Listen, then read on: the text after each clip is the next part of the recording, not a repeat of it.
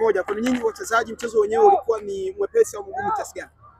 Kwanza nashukuru kwa hongera, lakini tukija moja kwa moja kwenye swali lako la mchezo ulikuwa mgumu kwa sababu kama ulivyoona KMC imejipanga vizuri, kwa sababu katika michezo iliyoisha kupata matokeo yaliokuwa mazuri na wapo chini zaidi kwenye msimamo. Kwa hiyo unapokutana na timu kama hiyo, ina maana ipo kwenye ligi na wao ina matamanio ya kupandisha performance yao, lakini kwa ujumla naweza kusema mechi ilikuwa ngumu sana, lakini tunamshukuru Mungu tumefuata maelekezo ya walimu wetu na kila mtu ambaye amepata nafasi ameonyesha alichokuwa nacho kuweza kusaidia timu. Kipindi cha kwanza hamkuanza vizuri, tunaenda pamoja moja. Baada ya kwenda mapumziko, mwalimu na tunaona mlivyo timu ilibadilika,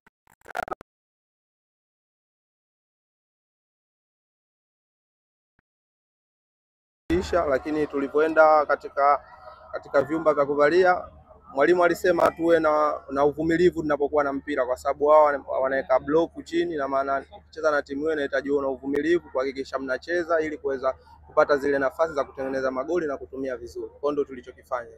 Kwa hiyo mwenyewe binafsi umeanza kupata nafasi ya kwanza kwenye kikosi cha Yanga. Tutegemee kuona wapi msimu huu na Young Africans? Kwanza kikubwa nashukuru kwa nafasi ninayopata.